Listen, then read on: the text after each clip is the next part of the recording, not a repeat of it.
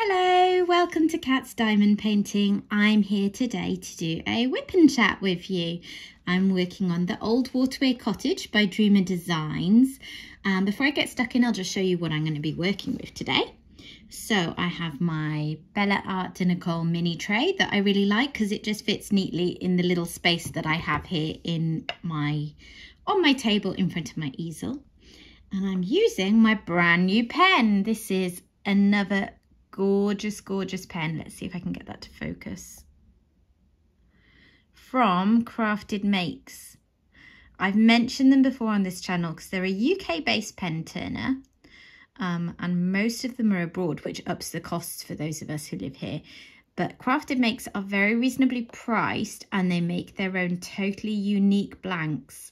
This one, as you can see, is chock full of flowers.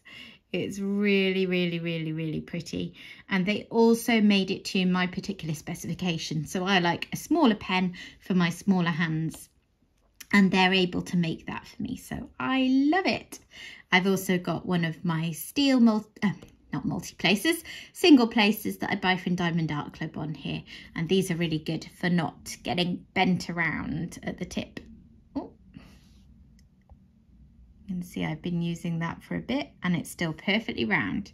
So that's what I'm going to be using today.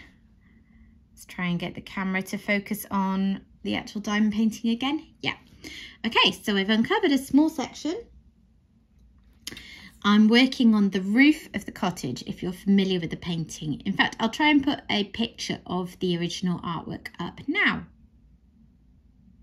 so that you can see it, because you can't really tell what I'm working on from just this section that I've got here. So let's get stuck in. Actually, straight away, I do not have enough diamonds in that pot, so I'm going to have to get some more out.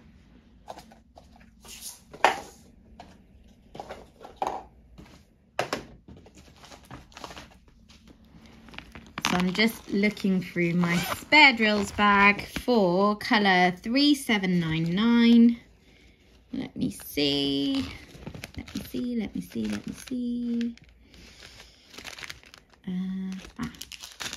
Okay.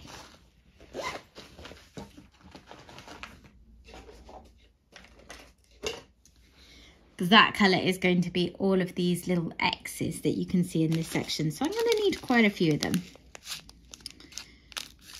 So this painting. I've been working on this painting since April, and I absolutely love the artwork, and I have seen finished paintings where people have done the Dreamer Designs version of it.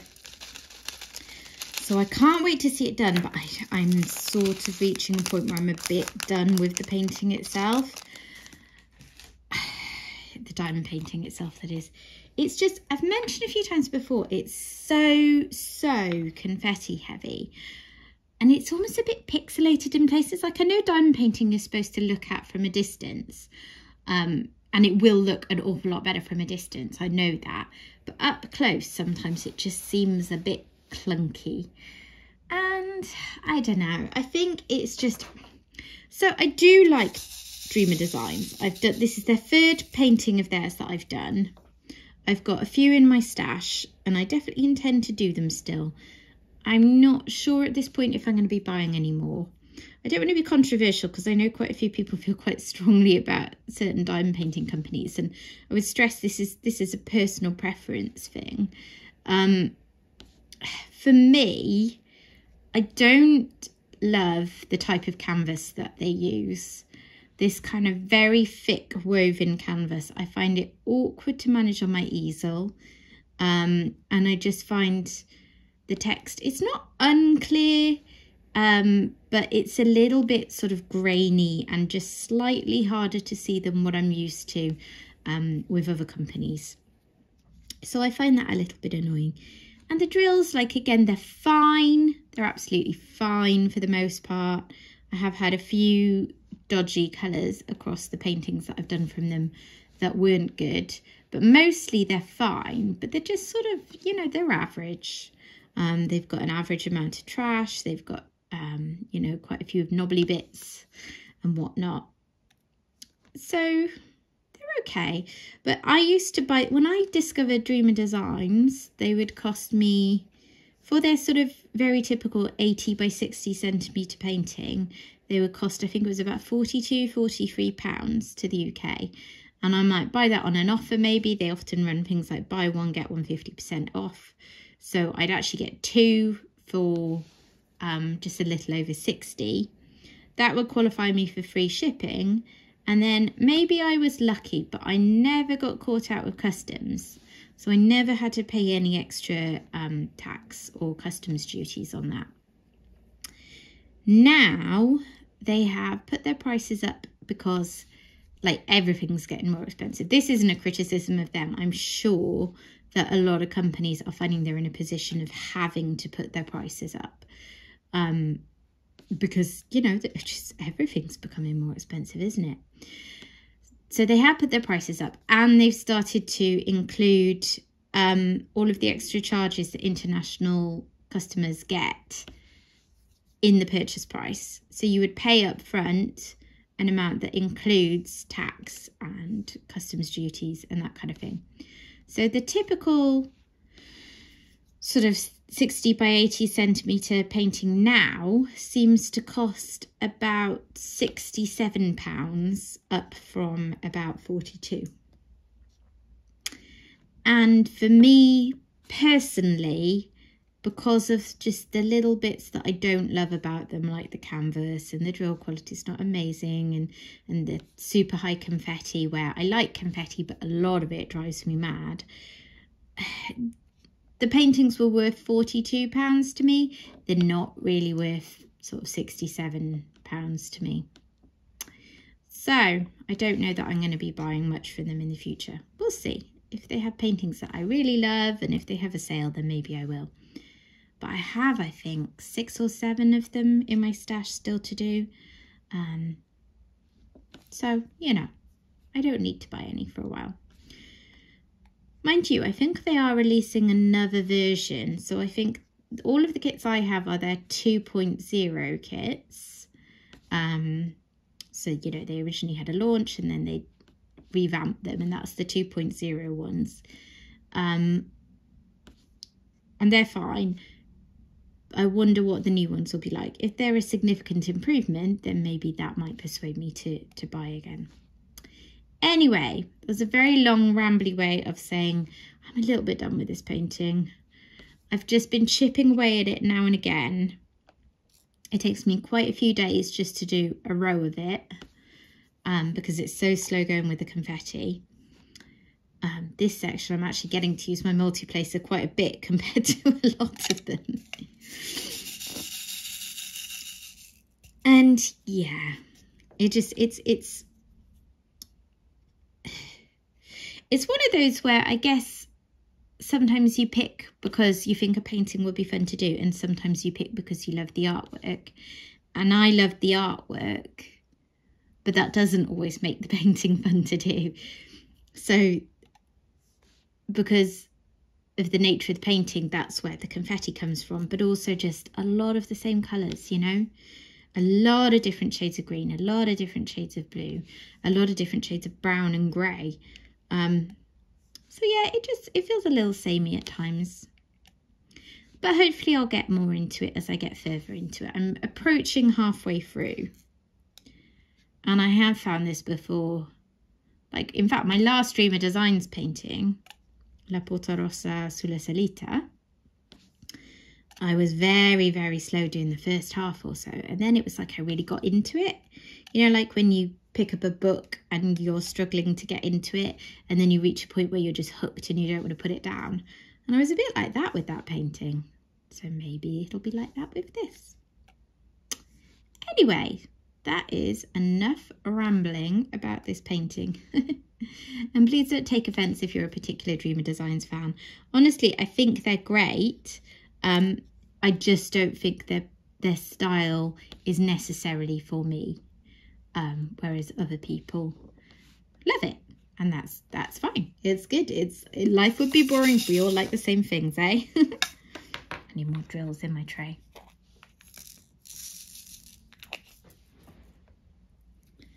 So what's been happening since I last posted a video? I think I last filmed last Tuesday, and it's now a week on and Thursday from that.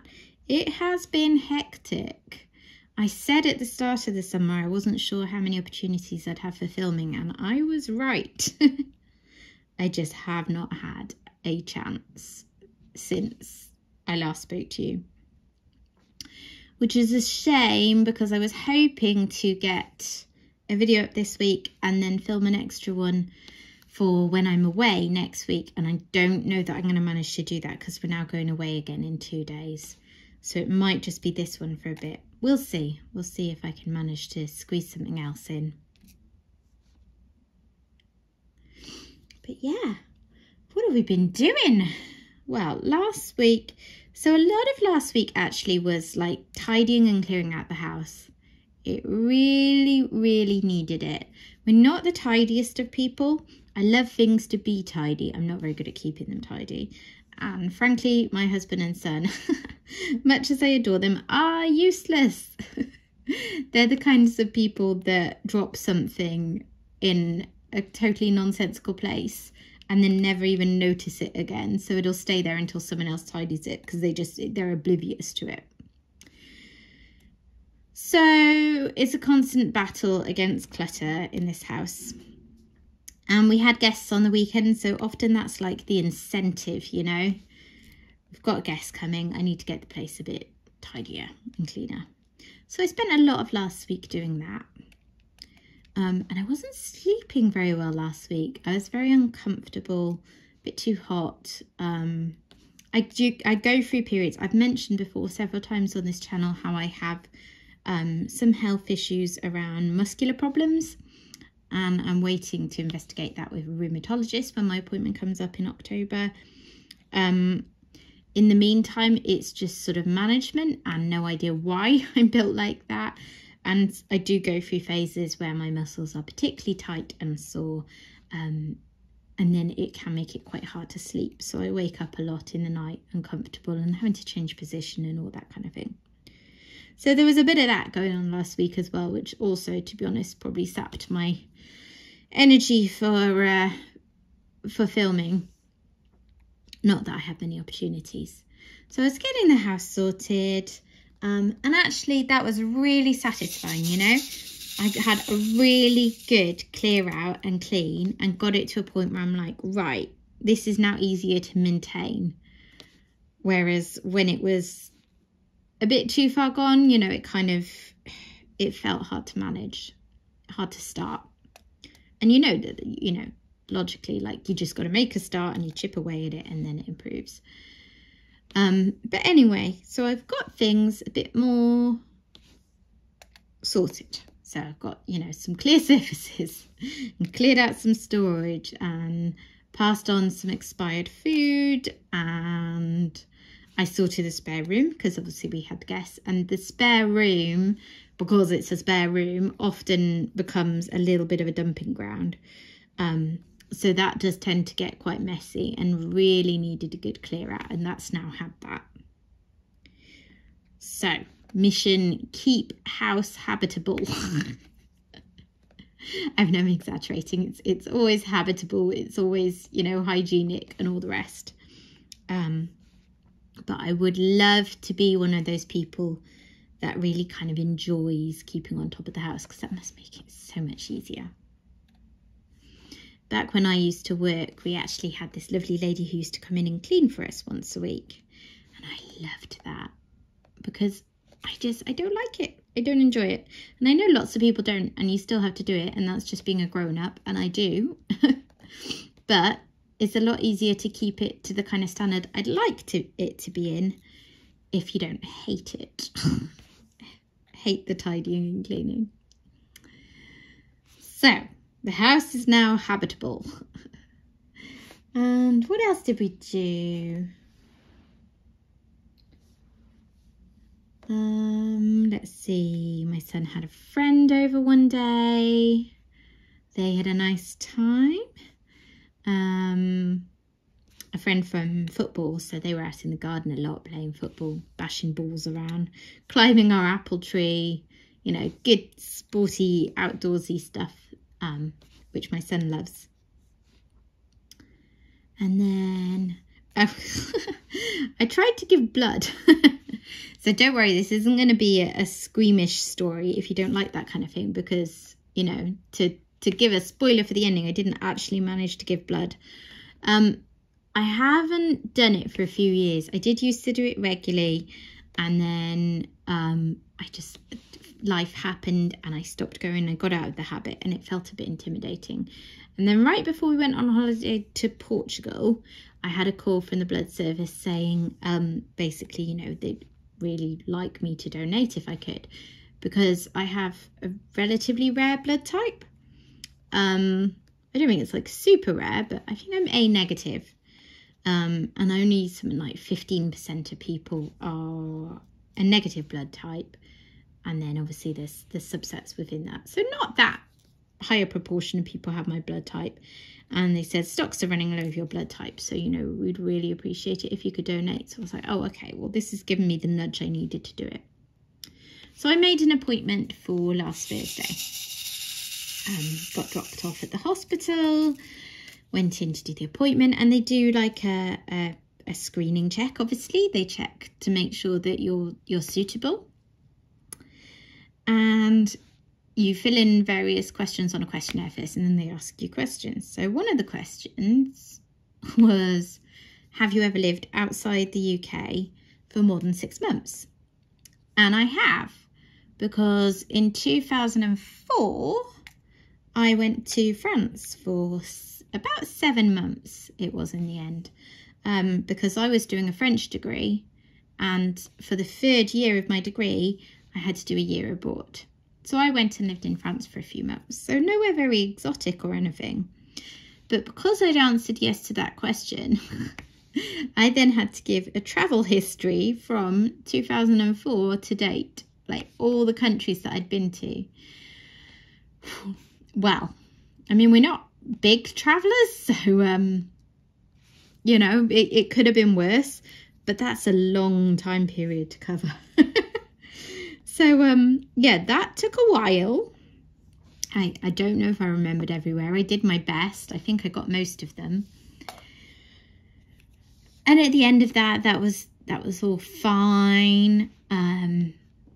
But another question was, have you been ill at all recently? So I said yes, because if you remember from my last video, I was explaining that in Portugal, we were all ill. We had some sort of stomach bug, you know, we all had the dreaded D&V, very unpleasant, not enjoyable on the holiday. But yeah, I'd had that, and that was about 10 days earlier at the point that I was trying to give blood. So I'd spent like half an hour going through all these questions and filling in the information about where I'd been abroad and all this kind of thing. And at the end of it, the lady realised that basically because I had had a D&V bug within the last 2 weeks, I couldn't give blood. She explained it as because if I could have some sort of infection in my gut still, that could be leaking out into my blood system, and then that could be a problem in my blood, you know, because obviously the blood that you donate then goes on to be given to very vulnerable people who need the blood to be as healthy as possible. So totally understandable. It was just one of those, I wish we'd connected these dots at the start of the appointment because I've got things to do and I've sat here for half an hour. But anyway, it wasn't their fault. It is what it is.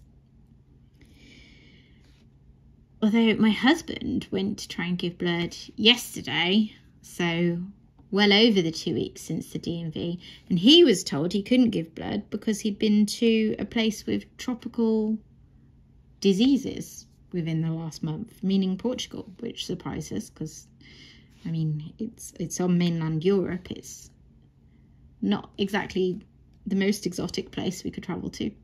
But anyway, so that was Thursday. So I walked back, went home, finished hiding, and then our guests came. So we had my brother-in-law, so my husband's brother, his girlfriend, partner, and their daughter, who is almost three next month. So that was all really nice. They so it was lovely to have them. They were sort of here out of necessity because they're having some very bad luck this year where they bought a house with the intention of doing it up. So they've embarked on this pretty large extension project. And then basically, dodgy builder ran off with their money. Kept trying to get more money from them ahead of when they should have needed it to complete the work. And eventually said, you know, give me this money or I'm going, kind of thing. And they were like, well, no, you've already had more than you should have done for the work you've had. So he went. He ran off with their money. And they're obviously looking into whether they can get money back. But I mean, the guy is A, hard to find, and B, has quite likely declared himself bankrupt. So it's this huge blow for them. They've lost a fair bit of money. And then at the time he ran off, he'd like knocked through the back wall of their house. So the house wasn't really livable in. And they've got people working in it, doing the work now. And my father-in-law is doing a lot of work for them because he used to be in the trade. So that's saving them a lot of money, which they obviously now need, being down quite a lot of money because of the original builder. But at the same time, it slows things down. So they've sort of spent the summer bouncing around between Airbnbs near their house so that their daughter can still go to nursery in the week, and like travelling to see friends and family and stuff. So it was lovely to have them, but it was sort of a trip born of necessity. You know, we were there home for 3 days. So they came from Thursday to Sunday, and we had a really, really lovely time with them. It was very, very hot while they were here. We've had another bit of a hot spell. Not quite as hot as the highs that I was banging on about a few weeks ago, but not too far off either. I was getting to about 35, 34 degrees. I'm not sure what that is in Fahrenheit, sorry.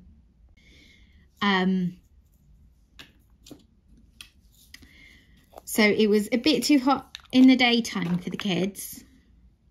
But by late afternoon, we'd go outside and like the paddling pool was set up. So we had lots of water fights, lots of splashing around. We had a slide running into the paddling pool. I mean, it's only small, but that was fun. Turned out we had a lot of old toys that we should really have cleared out because our son grew out of them a long time ago. But we hadn't, and they were perfect for our niece. So she enjoyed those. Knocking my light. And then because it was so lovely and warm, we were able to actually sit outside in the evenings, which was lovely. You know, it felt a bit like being on holiday somewhere a bit warmer than where we normally live. We were sitting out, having a few drinks. My sister-in-law is actually pregnant, so we were trialling different non-alcoholic wines for her so she could join in. And yeah, it was just really nice. We had a very good time with them. Ate some nice food, went out for a meal. We went fruit picking, which, I mean, to be honest, was a slight error because it was so hot in the kind of plastic tunnels that they used to grow the fruit. But anyway, we picked some strawberries and had lunch out that first day. We did things like we went for a walk in there's a nature reserve just opposite our house, so we went for a lovely walk around there. We went to a splash park one day, so you know, we got out and did some things, nice kid-friendly things, but it was all very relaxed, very fun. And yeah, my son's got a new cousin on the way. So it's quite nice actually. On my side of the family, he is the youngest of 7. So he's got 6 older cousins who are all very sweet to him. They range in age between, so my son is like 8.5, and they range in age between 11 and 19. So the older ones have always been really patient and lovely with the younger ones because, you know, my son just adores his cousins. So he'd much prefer an adult cousin to a proper adult in the family for company, because cousins are everything. So he hangs out with them a little bit, but also he's really close with the one that's the next up in age to him, the 11-year-old. And they play computer games together online, and they chat, and when they meet up, they're just sort of inseparable. They have a brilliant time. So he has all of that on my side of the family, and then on my husband's side of the family, we were actually the first ones out of my husband and his siblings to have a child. So on that side, he gets to experience being the oldest cousin, which is quite nice. He's got one cousin on that side at the moment and another one on the way. So yeah, it's lovely. I just love spending time with family, you know. It feels like we're still down on family time over the past few years. We missed such a lot of it in the earlier stages of the pandemic. So it's always really nice to spend quality time together.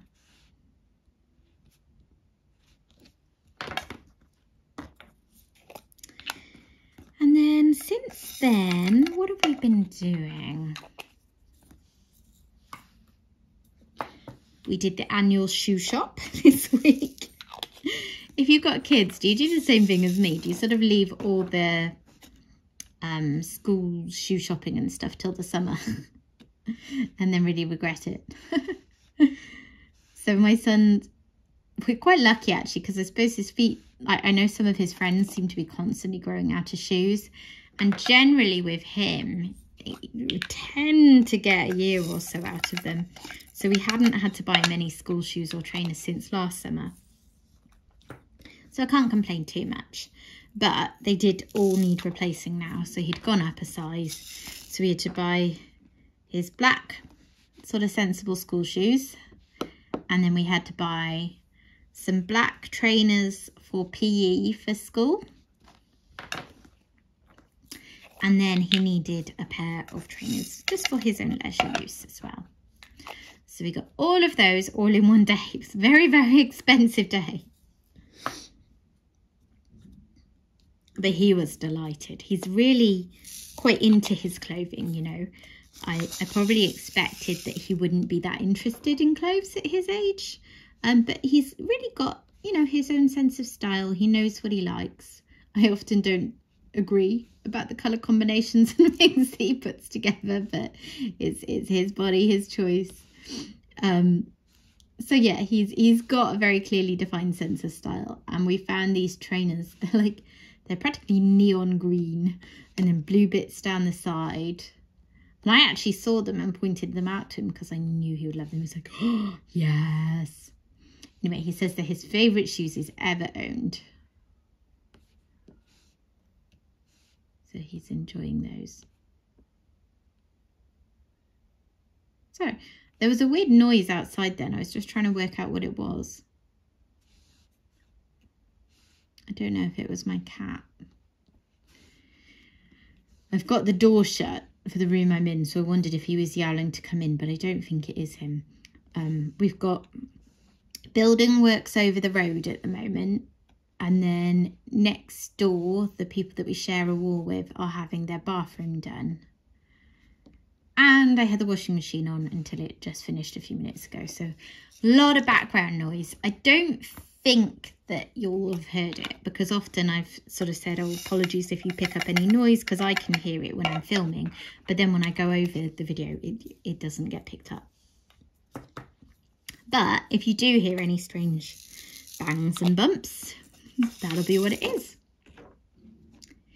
So they're building these houses opposite us, and every so often they'll like dig out a bit of ground, and then they use the base thing of the digger to like pack the earth down. So they like thud it repeatedly into the ground. And I swear it makes the whole house shake. Not a fan of that. Hoping that that sort of thing will be over soon, because they've started putting up bricks for the first few houses. And they just seem to be digging out the foundations of the last few, because there's 10 in total. So hopefully they're nearing a point where there won't be so much of those really, really big thudding noises.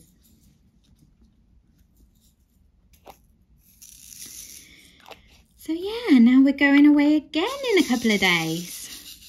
So this is our annual holiday to my parents' caravan in West Wales. We're incredibly fortunate that first my grandparents, and then later on when my grandparents died and my parents inherited a bit of money, they were able to buy a caravan on the same site. So my grandparents had a caravan there on this particular site since I think the 1970s, and then my parents took over the reins later on. So they have this caravan there, and it is my favourite place in the world. So I've obviously been going there my entire life. It's very, very familiar to me. It's in Cardigan Bay in West Wales, sort of southwest Wales. And it's so stunningly beautiful there, combined with the familiarity of a second home. We always used to joke in my family because all of the partners that we've introduced to the house, so my husband and my siblings' partners, have all loved it. And we always used to joke it was a bit of a litmus test because none of us could imagine having a partner who didn't like it there. But no such thing has happened. So we're going there for about 10 days. And so we'll stay in the caravan, which has got 3 bedrooms. So plenty of room. I mean, obviously small, you know, it's a caravan. But we can all sleep in there comfortably enough and squeeze all our things in. And there's a nice living area and kitchen that's separate. So you're not right in each other's faces. You know, you can close off a door to the bedrooms. And then the site itself is just beautiful, and there's private beaches for it. So our caravan is actually right on the front row, right in front of the sea. So you're lying in bed and you can hear the waves lapping if the tide is high. And then, yeah, when my son wants to go to the beach, it's 30 seconds away, if that. But there's lots of other beautiful beaches around there. And in particular, my son and my husband, they'll spend a few days going around to the different beaches to see them.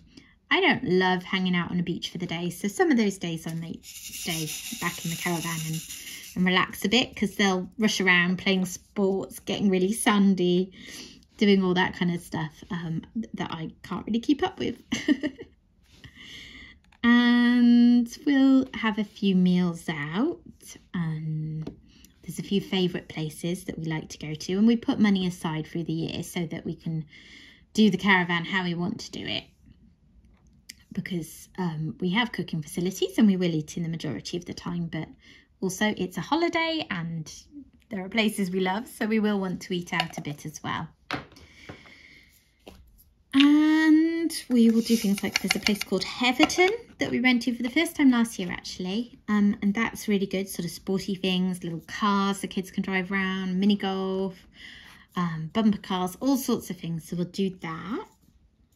There is a big swimming pool fairly near Bluestone. We'll probably do that for the day. It's got like a lazy river and flumes and all that good stuff.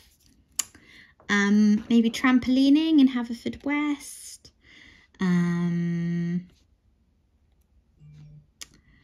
Oh, what else do we like to do when we're there? We'll probably go to Cardigan Island Farm Park, which is just up the road from us, because that's lovely. You kind of tend to buy some feed for the animals, so you can feed the animals that are, you know, okay to feed from your hand. So not the ones that might bite you a bit, like pigs, but sheep and stuff. So we'll do that. And then you walk past there down onto the cliff tops and see if you can spot any seals. It's a lovely little walk you can go on. Oh, and that's another thing we'll do. We'll go out on the dolphin boat. So last year we wanted to go on this dolphin boat that goes out on the sea right in front of where we stay. And we must have left it a little bit late to book because they hardly had any spaces left. But we managed to get 2 on one boat. So my son and I went. My husband said he didn't mind because, you know, he'd had alone time with our son going to the beach and stuff. So we went out, and a lot of my family's gone on that boat over the years, and I don't think any of them have ever seen that much, because they take you to places where they think dolphins will be and seals and stuff, but obviously it's not guaranteed, and often you don't really see anything. but we saw loads. There were like pods of dolphins jumping up all around us, and then we saw a seal on the way back. It was amazing. My son and I were absolutely buzzing. So we're going to do that again this year, and no doubt we won't be as lucky as last year, but you never know. We will go on the slightly longer one this year. I think it's 1.5 hours rather than an hour, and you had to be 8 to do it, so my son was a little too young last year. But that one, you're kind of more likely to see them, because obviously they can go further afield and look for them a bit more. So that will probably be a highlight. And I just can't wait to be there, really. It's such a special place to me. It makes me feel so happy and relaxed just being there. I love it. So yeah, I can't wait. Most of my family goes several times a year because they live a lot closer, whereas for us it's sort of 4.5 to 5 hour journey at least. So whilst they'll all go for the weekend, it's a bit too far for us to go unless we're going for a proper holiday. Maybe if my son was older, but even then, you know, it's a lot of petrol cost and all of that kind of thing. And the nice thing as well is that we will stop off in Cardiff on the way and see my parents, who I haven't actually managed to see since March. My mum has just had COVID. She's just about recovered. She's now feeling well. She's actually still testing positive 3 weeks on. Well, she was yesterday at least. I haven't heard today. She's immunocompromised and vulnerable, and I think that's maybe why. But her consultant said that she won't be infectious anymore as she's feeling well, and it's been so long. So we'll finally see them on Saturday and go out for a nice meal together. So I'm looking forward to that too.